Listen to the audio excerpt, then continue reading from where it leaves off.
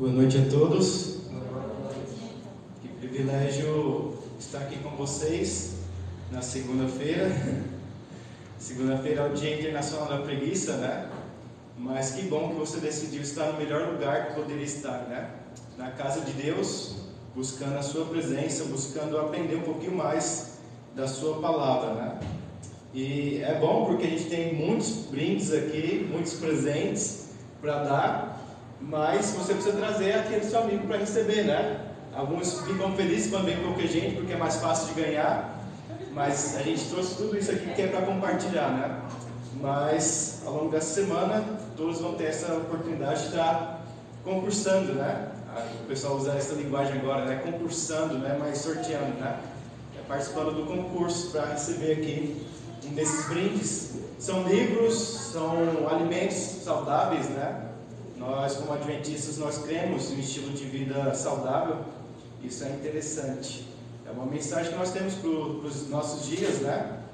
E é interessante que muitas pessoas estão aderindo, mesmo sem aderir à nossa fé, estão aderindo àquilo que Ellen White falou que seria o ideal, né? Uma alimentação mais saudável, mesmo não crendo da mesma maneira que nós.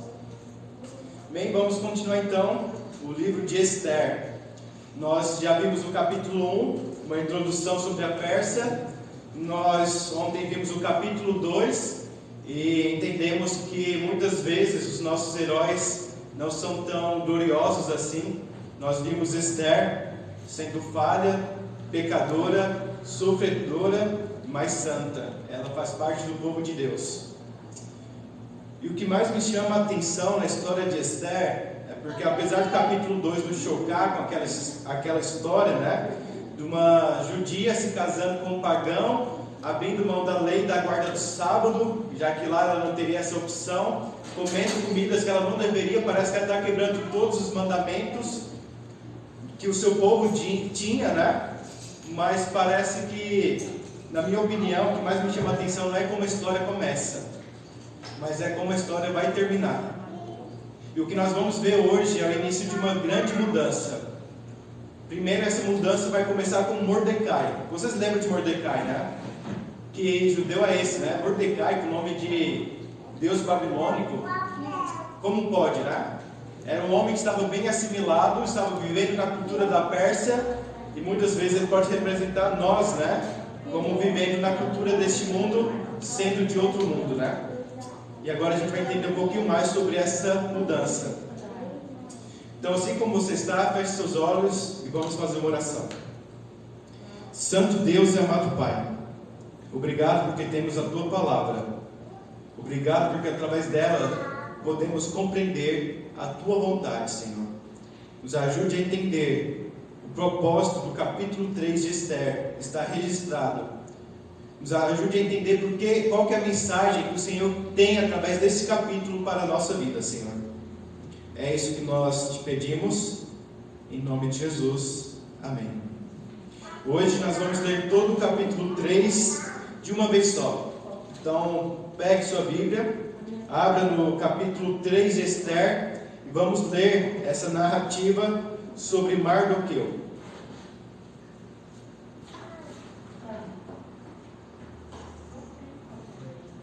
Esther, capítulo 3, a partir do verso 1, diz o seguinte: Depois desses acontecimentos, o rei Assuero honrou Amã, filho de Amedade, descendente de Agag, promovendo e dando-lhe uma posição mais elevada do que a de todos os demais nobres. Todos os oficiais do palácio real curvaram-se e prostravam-se diante de Amã, conforme as ordens do rei. Mardoqueu, porém, não se curvava nem se prostrava diante dele. Então os oficiais do palácio real perguntaram a Mardoqueu: por que você desobedece a ordem do rei? Dia após dia eles lhes falavam, mas ele não lhes dava atenção e dizia que era judeu. Então contaram tudo a Amã, para ver se o comportamento de Mardoqueu seria tolerado. Verso 5: Quando Amã se viu que Mardoqueu não se curvava e nem se prostrava, ficou muito irado.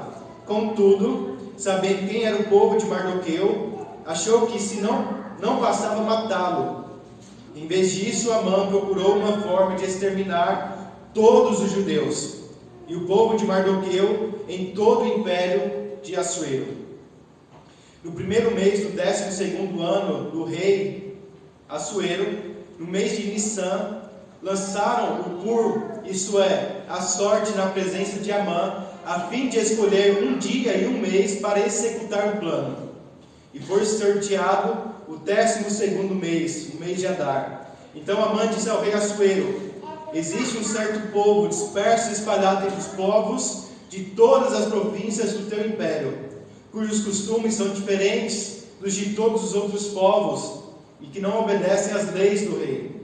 Não convém ao rei tolerá-los. Se for do agrado do rei que se decrete a destruição deles, eu colocarei 350 toneladas de prata na tesouraria real à disposição para que se execute esse trabalho. Em vista disso, o rei tirou seu anel, selo do dedo, e deu a Amã, o inimigo dos judeus, filho de Amedade, descendente de Agag. E ele lhe disse: fique com a prata e faça com o povo o que você achar melhor.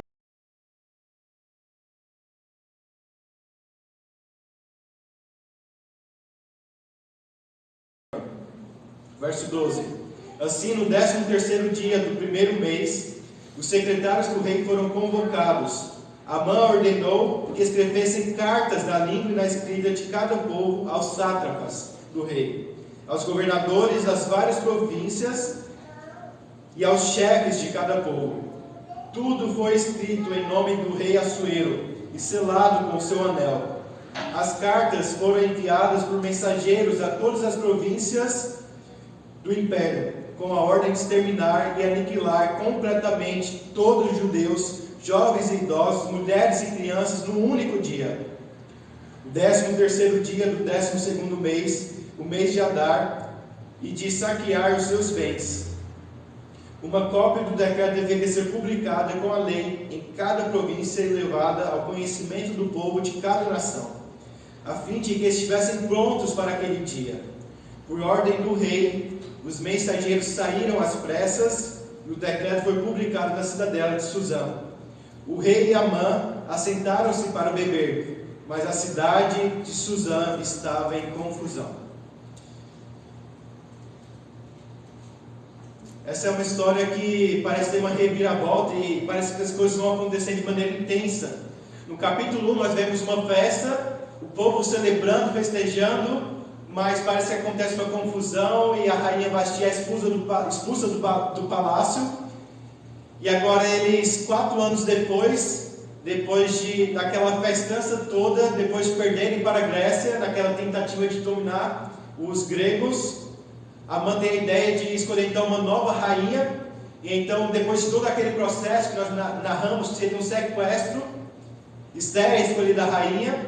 E depois disso, Mardoqueu, ele sabe de um atentado contra o rei, ele denuncia, o rei descobre, registra aquela história no livro dos reis, da crônica dos reis, mas Mardoqueu não recebe nada em troca. E depois desses acontecimentos, o verso 1 diz: o rei Assuero honrou Amã, filho de Amedada, descendente de Agag. É ruim quando a gente não recebe aquilo que nós deveríamos, né? A gente viu que a gratidão era algo comum dos reis, porque se o rei não é grato ou não honra aquela pessoa que agiu para o bem dele, as pessoas pensaram assim: poxa, por que eu vou fazer uma coisa boa para esse rei? Ele não vai me fazer nada, então é melhor que ele morra, desde que atentem contra ele. Mas Mardoqueu parece que ele não levou isso tão a sério, né? Ele relevou essa situação. Mas o pior é que você não ser honrado ou não ser reconhecido pelo seu ato, é você ver quem não merece recebendo. E aqui na história nós vemos Amã crescendo. Ele cresce no reino, ele se torna o maior dos nobres daquele reino, e ele tem uma influência gigantesca. Mas parece que Mordecai, ele tem um problema contra ele. E a gente vai entender um pouquinho mais sobre isso. Rosa Parks, Um dia ela estava sentada no seu banco e o motorista pediu para que ela saísse daquele banco e fosse ficar em pé, porque dentro daquele ônibus existia bancos para negros e para brancos, e o motorista poderia mudar de acordo com a lotação daquele veículo. E então o motorista pediu para Rosa Parks se levantar e sair, e ela falou: eu não vou me levantar, eu não vou sair deste lugar. Anos atrás, Rosa Parks, ela estava nesse mesmo ônibus com esse mesmo motorista, e ela falou assim: eu não vou. Era o costume, né, vou explicar um pouco, era o costume dos pretos, dos negros pagarem a sua passagem, descerem do ônibus e entrarem pelas portas dos fundos. Eles não poderiam passar pela porta da frente. E ela falou assim: eu não vou descer, eu vou entrar. E quando ela entrou, o motorista falou assim: eu não vou sair enquanto você não desce e entra pelas portas de trás. Então ela desceu, era um dia chuvoso, e quando ela desceu, o motorista deu partida e saiu com o ônibus, deixando ela na chuva. Naquele dia ela foi em pé para sua casa. E lá estava ela novamente, no estado do Alabama, no sul dos Estados Unidos, no ano de 1955, com seus 42 anos. E ela disse: não mais vão fazer isso comigo. As outras pessoas que estavam se levantaram tranquilamente, foram para trás, e ela não cedeu o seu lugar. Não era uma brincadeira no banco da cadeira, né, quem vai sentar. Era mais do que isso. Era a desigualdade racial que ela estava lutando. E aquele ato de Rosa Parks levou a todos os negros dos Estados Unidos, do Alabama, a não usarem mais o ônibus, né, o coletivo. Eles fizeram um boicote que durou mais de um ano. E eles iam a pé, de carona, ou seja, da forma que for, até o seu trabalho, sem usar as linhas rodoviárias, né, do transporte coletivo. E ela iniciou uma revolução. E às vezes chega um momento na nossa vida que a gente tem que dar um basta, que a gente tem que falar não mais. E é isso que Mardoqueu estava vivenciando aqui. Ele vê Amã, e Amã, ele era agatita. Mas qual que é o problema dele ser agatita? E outra, por que Mordecai não se curvou? Era só ele ter dobrado, não causaria tanto problema. Mas até mesmo Mordecai, ele pode ser um Daniel às vezes. Mordecai foi leal ao império quando ele denunciou o atentado contra o imperador, mas ele desobedece o rei nesse momento. Isso mostra uma coisa também na nossa vida cristã. Nós devemos obedecer às autoridades, mas há momentos que nós não devemos obedecer. Quando os princípios que eles impõem sobre nós são contra os princípios que Deus pede para que a gente obedeça. A Bíblia fala sobre orarmos pelos nossos governantes.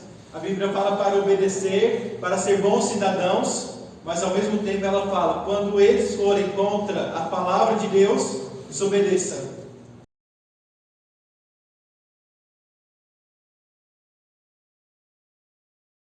Mas vale obedecer a Deus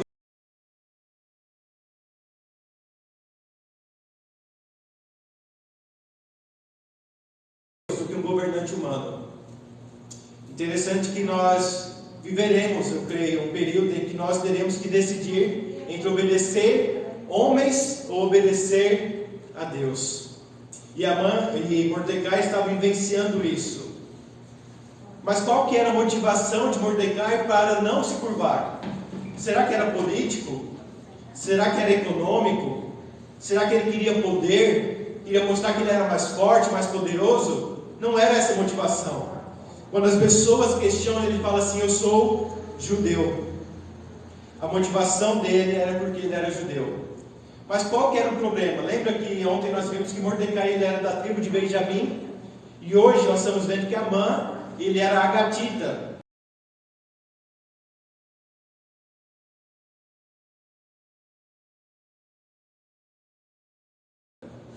Qual que é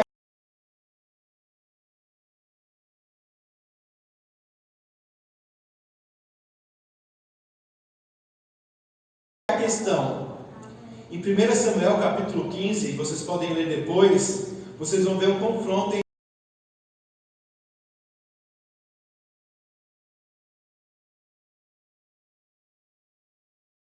Israel contra os amalequitas. Se você voltar ainda mais um pouquinho, lá em Êxodo, capítulo 17, você vai ver que os amalequitas fizeram um ataque covarde contra o povo judeu, contra o povo de Israel naquela ocasião. Eles estavam no deserto, peregrinando rumo a Canaã, e os amalequitas aparecem, destrói aquele povo e começam a matar os israelitas de maneira cruel.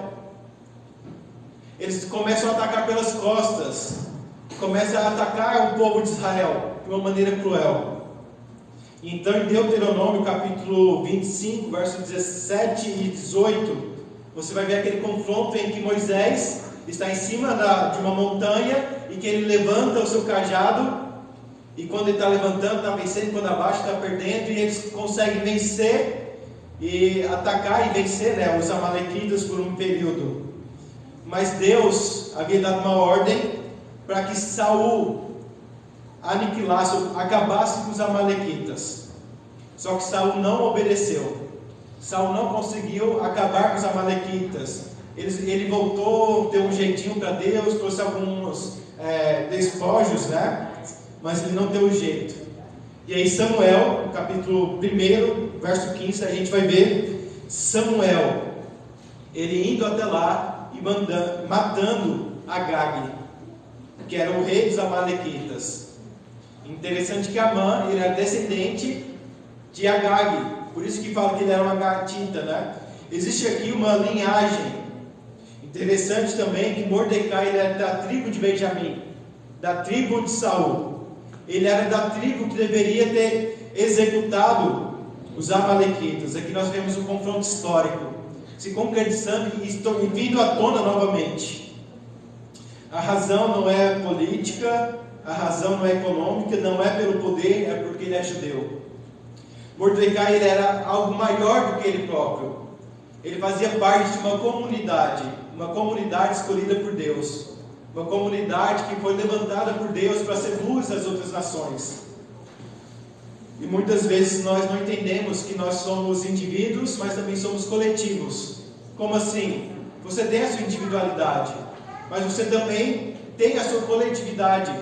Quando alguém pergunta de qual igreja você é, e você fala, eu sou adventista, eles vão associar que todo adventista não come carne de porco, que todo adventista guarda o sábado, e tem esse padrão do coletivo, apesar de nem todo adventista guardar o sábado como deveria, e nem todo adventista não comer carne de porco. Tem alguns que ainda comem, que estão lutando, né? Talvez seja o pecado deles. Então as pessoas olham para você e te entendem de uma maneira coletiva e individual.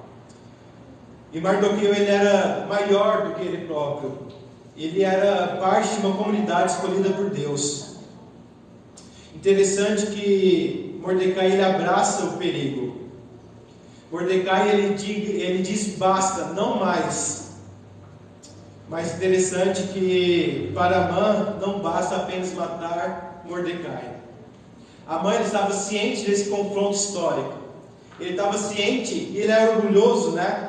Porque ele tinha todo o poder do império nas suas mãos. Ele era o segundo daquele reino. Ele era o mais honrado dos nobres. Ele poderia ficar tranquilo, mas porque ele vê uma pessoa não se curvando, o seu orgulho inflama. E ele fala assim, não basta apenas matar esse judeu.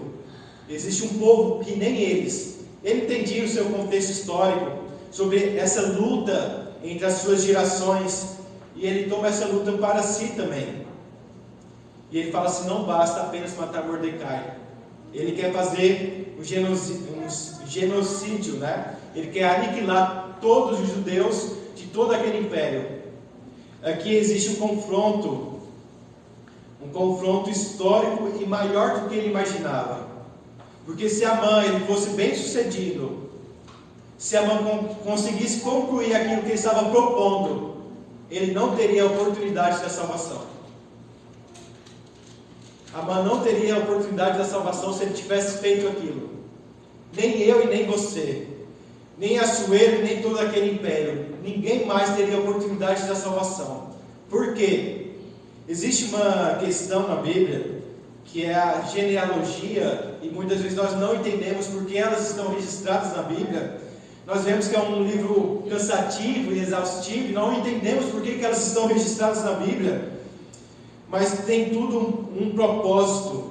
Lá em Gênesis, quando Adão e Eva pecaram, quando Deus vem até eles, fala assim, faz uma promessa. Ele coloca assim uma guerra. Deus estabelece uma guerra, um confronto entre o descendente da serpente e o descendente da mulher. A gente chama de guerra das sementes, né? Entre a semente da mulher e a semente da serpente. E muitas vezes quando a gente vai ler a Bíblia e as pessoas falam sobre os Nefilins, né? Que eram filhos dos homens com filho de Deus, né? E as pessoas falam, não, eram Nefilins, eram pessoas especiais, eram os anjos.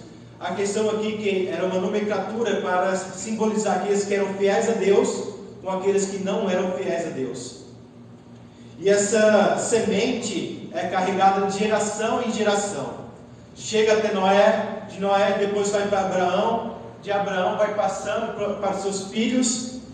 Interessante que você vê Jacó e Esaú, né? E é esse confronto.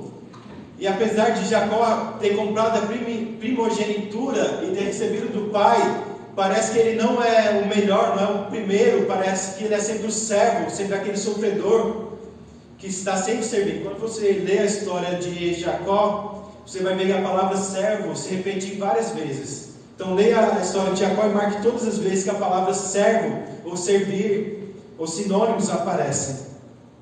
E você vai entender. A questão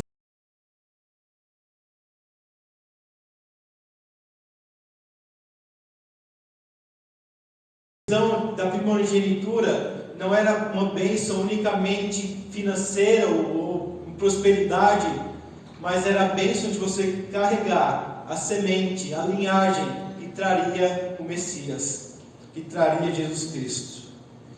E era prometido que seria filho, descendente da mulher.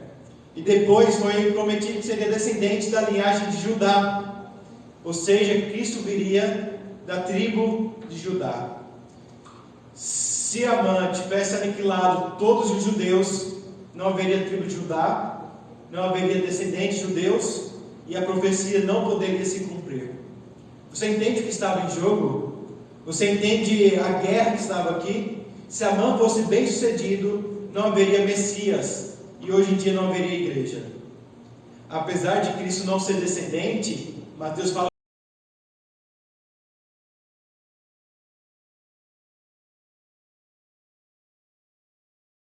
como descendente, né, de todas essas pessoas, mas Cristo tem um nascimento único, misterioso, que a gente não entende.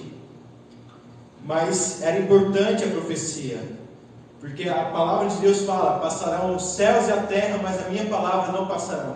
A palavra de Deus precisa se cumprir. E nesse livro que não menciona o nome de Deus, nós vemos o nome de Deus em risco. Interessante que quando Amã conversa com o rei, ele oferece uma grande quantia de dinheiro. Claro, para fazer uma guerra você precisa de finanças para executar o seu plano, né? Como você vai exterminar se não pagar os exterminadores? Ou como você vai incentivar sem dinheiro para fazer aquela propaganda? Interessante que se a proposta fosse boa para o rei, Amã nem precisaria oferecer dinheiro. E o rei nem faz questão de saber quem é o povo. O rei parece que está nem aí nessa história. Ele que faz questão de investigar se Mardoqueu estava certo quando falou sobre Teres e Bigtan. Parece que agora ele faz questão de investigar se este povo de fato é um povo perigoso para o seu reinado. Mas mesmo assim a gente vê que Mordecai ele se dá uma de herói e lasca tudo. Já viu isso? Ele falou assim, eu não vou mais dobrar os meus joelhos. E o que acontece? Então tá, todo o seu povo vai morrer. Imagine só, imagine uma pessoa dessa igreja falando assim, olha, eu sou a favor de tal político, e começa então uma revolução social, e as pessoas, quem apoia aquele político deve ser morto. Fulano daquela igreja falou que então vamos matar todo mundo daquela igreja. E aí, imaginou se fosse assim? Por causa de uma pessoa, todo mundo está correndo perigo. Então aqui a gente vê a mesma coisa, Mordecai foi dar uma de herói e lascou com tudo. Agora todo o seu povo, por causa de Mordecai, está com uma sentença de morte. E é lançado a sorte, Pur, né? Aqui, por isso que é a festa de Purim. E a gente vai entender o seguinte, logo em seguida, né? Nas próximas noites. Eles lançaram a sorte para descobrir qual dia eles matariam todos os judeus. E assim a gente termina a nossa história de hoje. A gente vê Amã querendo executar todos os judeus. Nós vemos Assuero. Aqui a gente vê 3 maus, né? Nós vemos o mal de Amã querendo executar todo o povo de Deus, todos os judeus. Nós vemos Assuero, que tem todo aquele poder, cede então a Amã.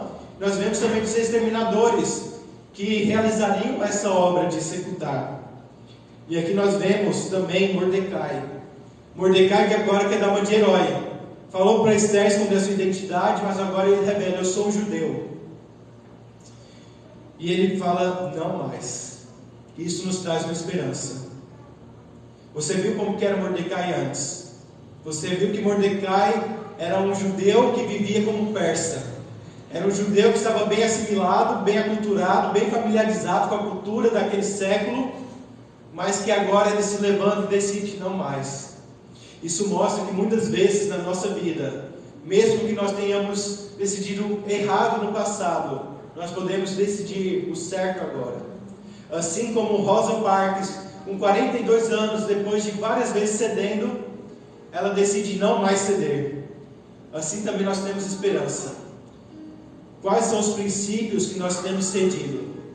Quais são os princípios que nós temos abrido a mão? Quais são os princípios que nós temos negligenciado porque queremos os privilégios deste mundo?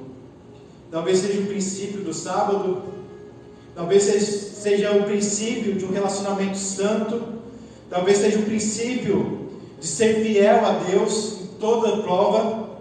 Eu não sei qual é o princípio. Talvez seja o princípio de ter uma boa alimentação, de ter uma boa saúde. Eu não sei. São tantos princípios que nós podemos estar negligenciando. Mas assim como Mordecai, nós podemos nos levantar e dizer: não vou mais dobrar os meus joelhos diante disso. Mordecai, ele pensou por toda a sua geração. Ele lembrou de Saul, quando não cumpriu o decreto de Deus de aniquilar os amalequitas. Ele lembrou de Samuel, que tentou de alguma maneira cumprir aquilo. Ele lembrou do seu povo, que foi fiel a Deus e passou pelo deserto, pela escravidão e por tantas outras coisas. E talvez hoje nós podemos lembrar dos mártires que morreram, que entregaram a sua vida, para que hoje eu e você pudéssemos ter o acesso à palavra de Deus. Nós podemos nos lembrar de Jesus Cristo, o Filho de Deus, que se tornou sofredor, suportou aquilo que eu e você não poderíamos suportar, uma dor imensurável, uma dor que ninguém pode experimentar. Nós machucamos, ficamos doentes, morremos, podemos morrer, mas ninguém experimentou a solidão absoluta da presença do Pai, a ausência absoluta da presença do Pai, a morte eterna. Nós podemos passar por essa morte, mas ainda assim essa morte não se compara com a morte que Cristo passou. Mas também podemos lembrar do Cristo vitorioso, o Cristo que ressuscitou, o Cristo que venceu a morte, para nos dar a oportunidade da salvação. Assim como Mordecai, nós temos a oportunidade de dizer não mais, custe o preço que custar, mesmo que outros tenham que pagar esse preço, mas esse é o preço certo de pagar. Os mártires, eles não negaram o chamado, não negaram o convite. No Império de Nero dizem que não havia mais madeira, porque usaram tudo para crucificar os cristãos. Dizem também que à noite eram bem iluminadas, com cristãos molhados no piche e incendiados. Eles pagaram o preço, mas disseram: não vou ceder à minha fé. O livro dos Mártires conta uma história de uma mãe vendo seu filho, seu pequenino, sendo levado até as autoridades, e lá começa uma tortura contra aquele filho. Imagina ela, pegarem o Eliel e começar a torturarem ele, sendo assim: negue o seu Deus, negue Jesus Cristo.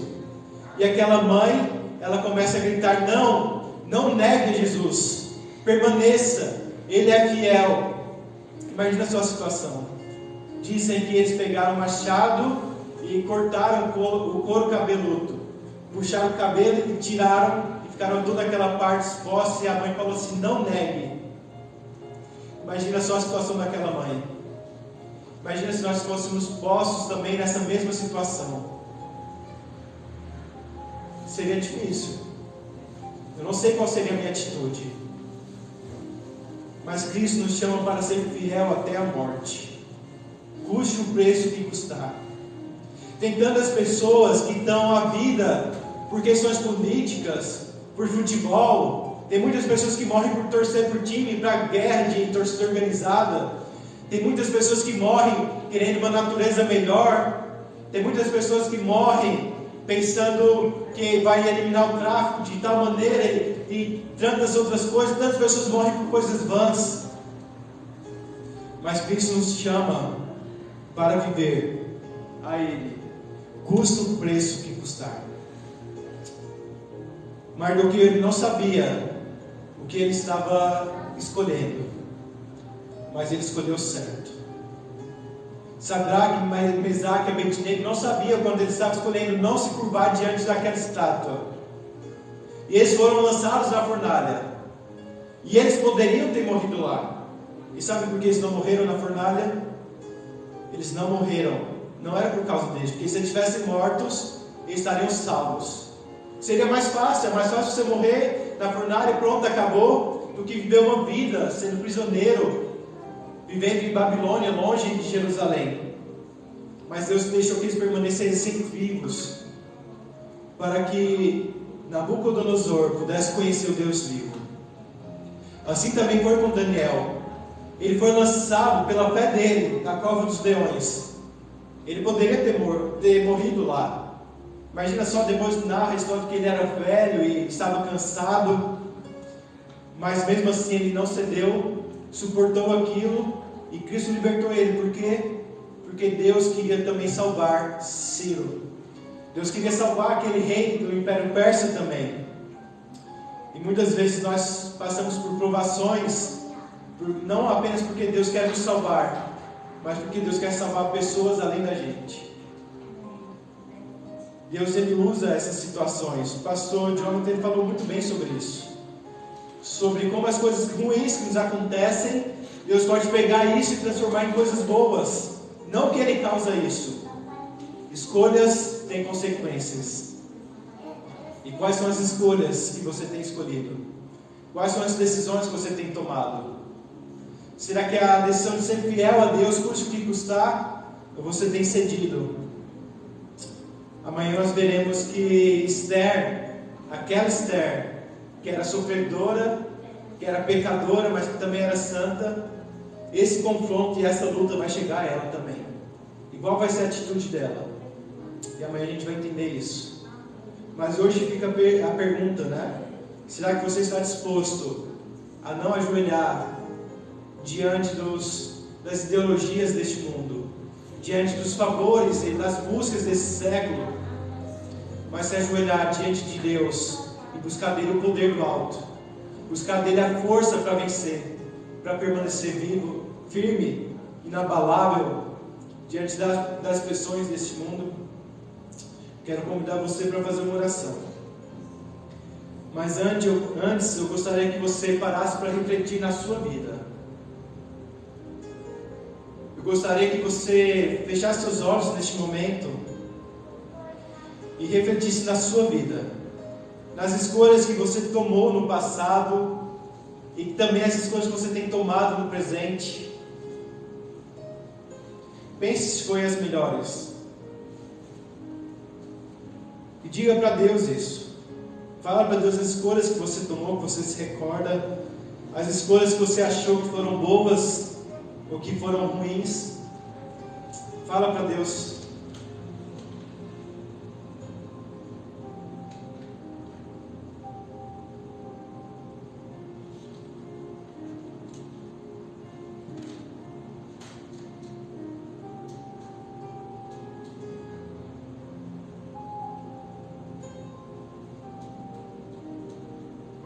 Santo Deus, quantas decisões temos tomado desde o dia que nascemos até aqui? São tantas e a todo momento, Pai. Amanhã nós vamos ver, através da história de Esther, sobre escolhas, Pai. Mas vimos hoje, na história de Mordecai, que mesmo ele tomando escolhas erradas por toda a sua vida, chegou o momento que ele pôde fazer a escolha certa. Senhor, se ele tivesse voltado para Jerusalém, lá ele estaria tranquilo. E ele fez a escolha errada de permanecer na Pérsia. Mas o Senhor usou isso para encerrar um conflito, uma luta que durava gerações. E ele fez a escolha certa de não mais viver como um persa, mas ele fez a escolha de assumir a sua identidade de judeu. Santo Deus, da mesma maneira temos feito tantas escolhas erradas ao longo da nossa vida, mas obrigado porque nós também temos a oportunidade de, enfim, fazer a escolha certa, sermos fiéis a Ti, de não cedermos mais às pressões do mundo, às pressões desse século, mas sermos renovados pelo Teu Santo Espírito, Pai. Por isso nós clamamos a força do alto, porque não podemos por nós mesmos. Pedimos que o Teu Santo Espírito nos ajude, nos auxilie a fazer as escolhas certas, apesar de nós. Que o Senhor nos ajude a partir de hoje, tomarmos decisões, custe o que custar, ao Teu lado. Porque nunca é tarde de se decidir estar do Seu lado, Pai. Por isso, aceite a nossa oração, não porque há méritos em nós, porque não há, mas pelos méritos do Teu Filho amado, Cristo Jesus, que morreu a morte que nós